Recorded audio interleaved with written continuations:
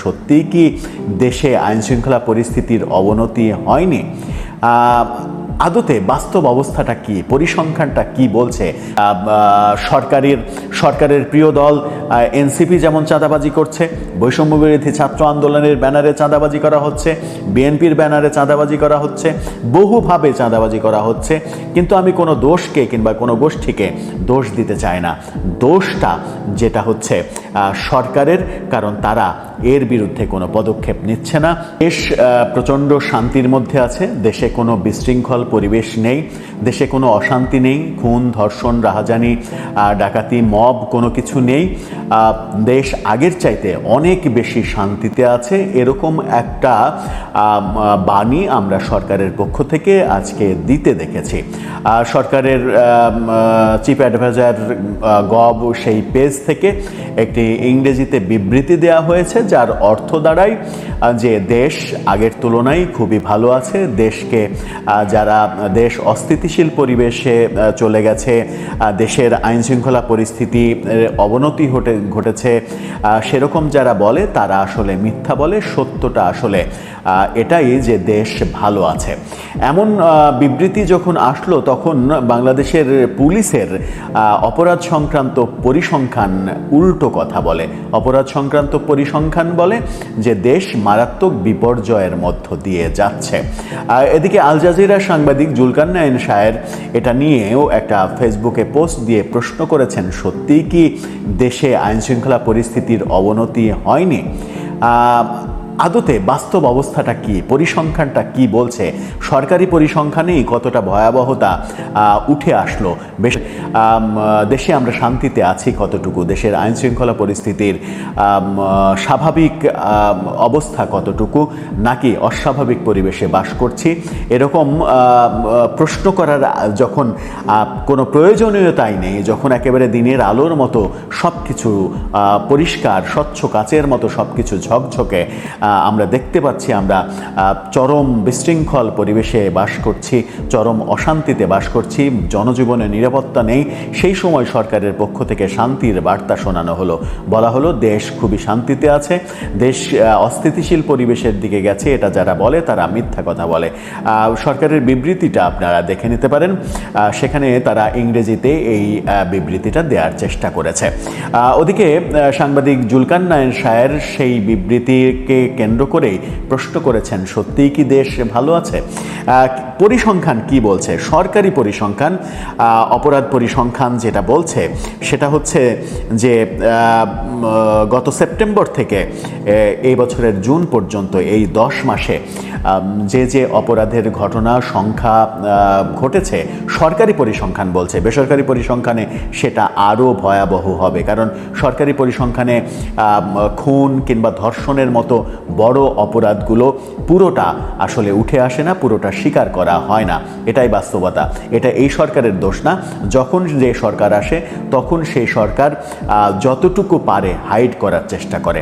সরকারি পরিসংখ্যানটাই বুঝে দেখার চেষ্টা করি। সরকারি পরিসংখ্যানটা যেটা বলছে সেটা হচ্ছে গত 10 মাসে ডাকাতির ঘটনা ঘটেছে 610টি, দস্যুতার ঘটনা ঘটেছে 1526টি, খুনের ঘটনা ঘটেছে গত 10 মাসে 3554টি। 3554 জন খুন হয়েছে সরকারি পরিসংখ্যান বলছে গত 10 মাসে।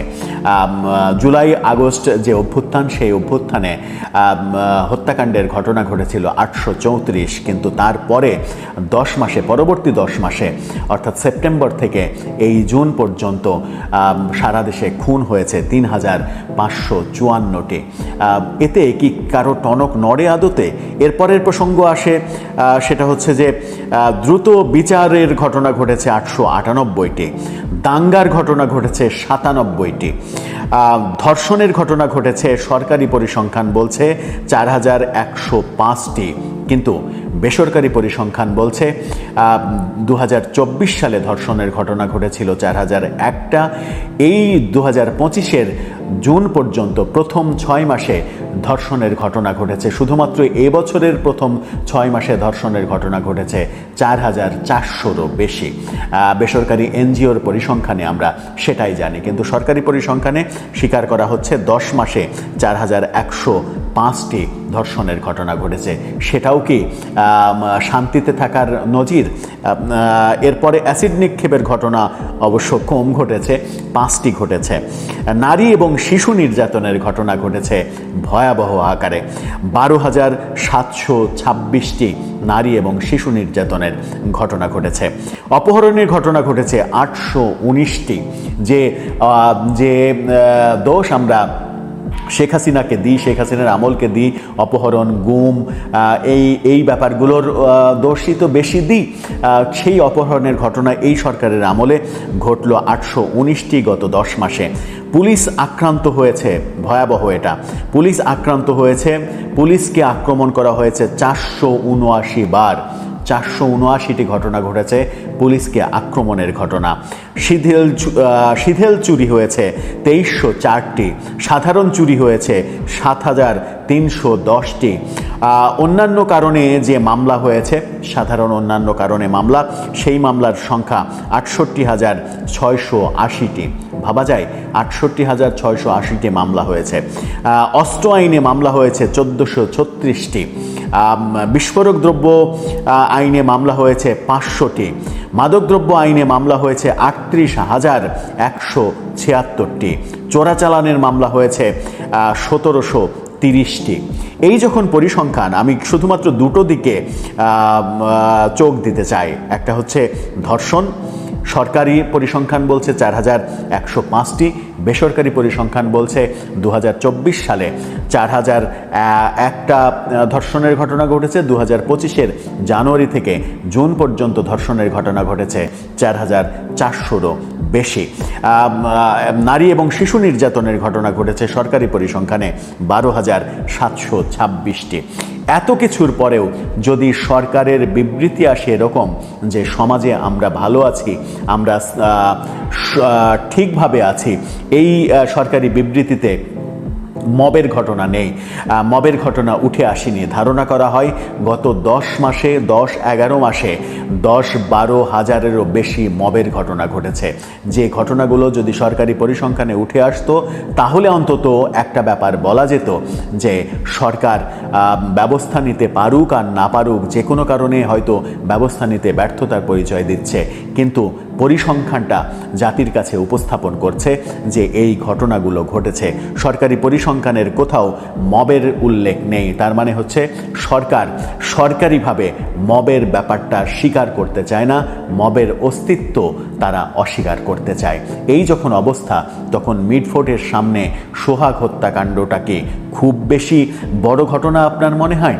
যেভাবে মবকে পৃষ্ঠপোষকতা দেওয়া হয়েছে, যেভাবে হত্যাকাণ্ড ঘটেছে, মবের মাধ্যমে হত্যাকাণ্ড যেগুলো ঘটেছে, সেই ঘটনাগুলোর একটিরও যদি বিচার হতো, তাহলে আজকে আমাদের সোহাগ হত্যাকাণ্ডের মতো নিষ্ঠুর, কি বলবো, এর চাইতে ভাষা খুঁজে পাওয়া যায় না, সেরকম দৃশ্য, সেরকম ভিডিও চিত্র আমাদের দেখতে হতো না। দর্শক, আপনার কি মনে হয়, সরকারের ভাষ্যই কি সত্য? আমরা খুব শান্তিতে আছি সমাজে? সরকার এখানে তুলনামূলক চিত্র আঁকতে পারে যে আগে তো এর চাইতে খারাপ সময় গিয়েছে। আগে কি খারাপ সময় গিয়েছে না গিয়েছে সেটা তুলনা করার জন্য তো আমরা কাউকে ফ্যাসিস্ট উপাধি দিয়ে তাড়িয়ে দিইনি। আমরা তো ভালো বাংলাদেশের স্বপ্ন নিয়ে কাউকে ফ্যাসিস্ট উপাধি দিয়েছি। এখন তো আমরা ভালো থাকার কথা, ভালো বাংলাদেশে বসবাস করার কথা। এখন তো চাঁদাবাজির ঘটনা ঘটার কথা নয়, চাঁদাবাজির ব্যাপারটা এখানে উঠে আসেনি, অথচ সারা বাংলাদেশে হাজার হাজার লক্ষ লক্ষ চাঁদাবাজির ঘটনা ঘটেছে, প্রতিনিয়ত ঘটছে। ফেসবুকে যে 2-4টা আসছে সেগুলোই আমরা জানতে পারছি। সরকারের প্রিয় দল এনসিপি যেমন চাঁদাবাজি করছে, বৈষম্য বিরোধী ছাত্র আন্দোলনের ব্যানারে চাঁদাবাজি করা হচ্ছে, বিএনপির ব্যানারে চাঁদাবাজি করা হচ্ছে, বহুভাবে চাঁদাবাজি করা হচ্ছে। কিন্তু আমি কোনো দোষকে কিংবা কোনো গোষ্ঠীকে দোষ দিতে চাই না। দোষটা যেটা হচ্ছে সরকারের, কারণ তারা এর বিরুদ্ধে কোনো পদক্ষেপ নিচ্ছে না, এগুলোকে পৃষ্ঠপোষকতা করছে নীরব থেকে।